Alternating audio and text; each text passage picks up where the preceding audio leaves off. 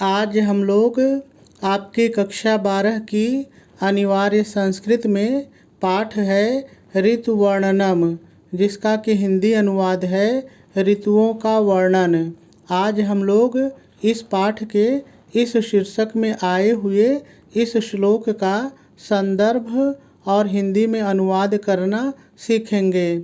लेकिन सबसे पहले हम लोग इन सभी संस्कृत शब्दों का हिंदी अर्थ जानेंगे, फिर उसके बाद हम लोग इसका हिंदी में अनुवाद करना सीखेंगे। ठीक है, तो चलिए सबसे पहले हम लोग इन सभी शब्दों का हिंदी अर्थ जान लेते हैं। सुपुष्पितांस्तु। देखिए, सुपुष्पितांस्तु का मतलब होता है पुष्पों से लदे हुए, लेकिन यहाँ पर हम लोग थोड़ा सा बदल करके बोलेंगे पीले पुष्पों से लदे हुए। पीले पुष्पों से लदे हुए, पीले शब्द क्यों जोड़ेंगे? तो देखिए यहाँ पर एक शब्द आया हुआ है कर्णिकारान, और कर्णिकारान का मतलब होता है कनेर के वृक्षों को। कनेर के वृक्षों को, तो देखिए जो कनेर होता है उसके जो फूल होते हैं, उसके जो पुष्प होते हैं वो पीले होते हैं, इसलिए मैंने यहाँ पर कहा पीले पुष्पों से लदे हुए। ठीक है, आगे देखिए पश्यैतान। देखिए पश्यैतान में दो शब्द है। पहला शब्द है पश्यैह। पश्यैह माने देखो, पश्यैह माने देखो, और दूसरा शब्द है एतान। एतान माने इन, एतान माने इन। और कर्णिकारान पहले हम लोगों ने देख लिया है कनेर के वृक्षों को। समंत ततः। देखिए समंत ततः का मतलब होता है सब ओर से, सब ओर से। हाटक प्रतिष्ठन्नान। देखिए हाटक प्रतिष्ठन्नान के कई अर्थ होते हैं। जैसे पहला इसका अर्थ होगा सोने के आभूषण से ढका हुआ, लेकिन हम लोग इसका दूसरा अर्थ लेंगे स्वर्ण आभा वाले, स्वर्ण आभा वाले। ठीक है। नरान। नरान माने मनुष्य, नर माने मनुष्य होता है, तो उसी से बना है नरान माने मनुष्य। पीताम्बरान इव। देखिए पीताम्बरान इव, वैसे तो इसका मतलब होता है पीताम्बर ओढ़े हुए के समान, लेकिन हम लोग कहेंगे पीताम्बर ओढ़े हुए बैठे हुए हैं, पीताम्बर ओढ़े हुए बैठे हुए हैं। ठीक है, तो सभी शब्दों का हम लोगों ने हिंदी अर्थ देख लिया।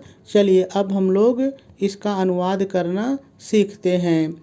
लेकिन इसका अनुवाद सीखने से पहले मैं थोड़ा सा आपको ये बता दूं कि आखिर इस श्लोक में है क्या।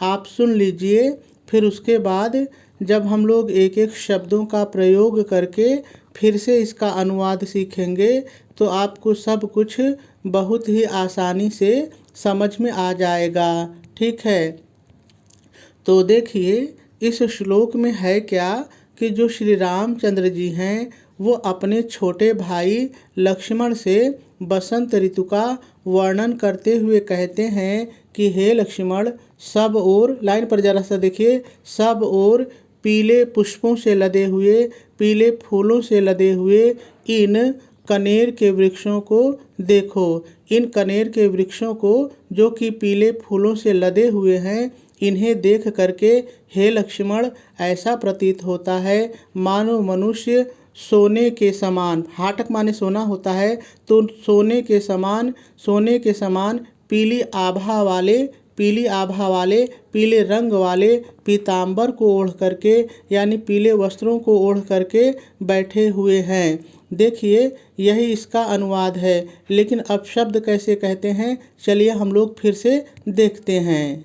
तो सबसे पहले हम लोग हेडिंग डालेंगे हिंदी में अनुवाद और डैश डाल करके लिखेंगे हे लक्ष्मण। इतना पहले अपने से जोड़ लीजिए, हे लक्ष्मण। अब लाइन पर आ जाइए, हे लक्ष्मण सब ओर से, समंत तथा सब ओर से पीले पुष्पों से लदे हुए, सुपुष्पितांस्तु पीले फूलों से लदे हुए, हे लक्ष्मण सब ओर से पीले फूलों से लदे हुए इन, पहले इसको लीजिए एतान, इन कनेर के वृक्षों को, कर्णिकारान कनेर के वृक्षों को देखो। अब इसको लीजिए देखो, पश्यैह देखो, और पूर्ण विराम लगा देंगे। चलिए इतना एक बार फिर से देखिए, तो देखिए हो जाएगा हे लक्ष्मण सब ओर से पीले फूलों से लदे हुए इन कनेर के वृक्षों को देखो।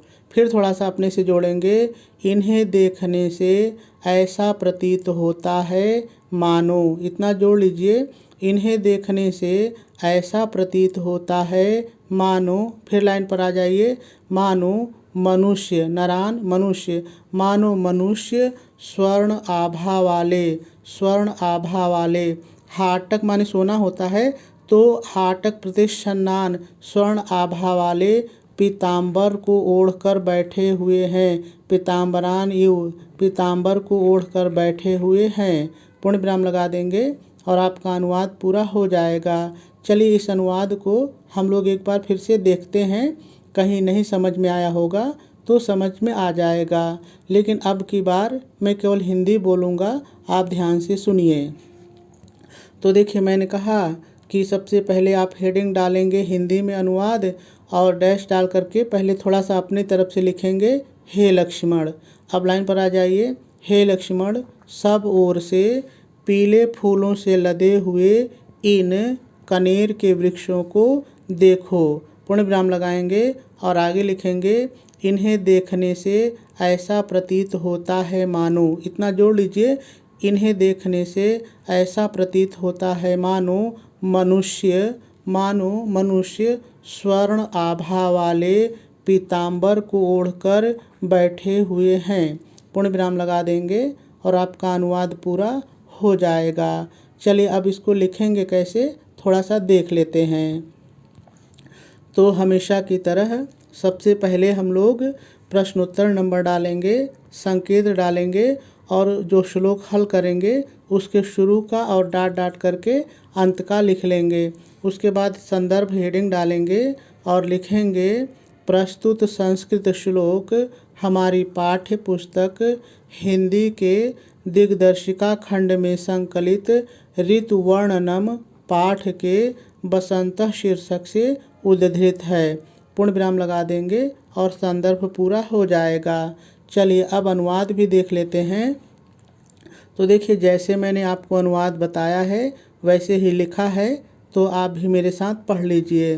तो सबसे पहले हम लोग हेडिंग डालेंगे हिंदी में अनुवाद और डैश डाल करके लिखेंगे, हे लक्ष्मण। मैंने कहा था इतना जोड़ लीजिएगा, हे लक्ष्मण सब ओर से पीले पुष्पों से लदे हुए इन कनेर के वृक्षों को देखो। पूर्ण विराम लगाएंगे और मैंने फिर कहा था थोड़ा सा जोड़ेंगे, इन्हें देखने से ऐसा लगता है, या आप कह सकते हैं इन्हें देखने से ऐसा प्रतीत होता है मानो मनुष्य स्वर्ण आभा वाले पीताम्बर को ओढ़कर बैठे हुए हैं। पूर्ण विराम लगा देंगे और आपका अनुवाद भी पूरा हो जाएगा।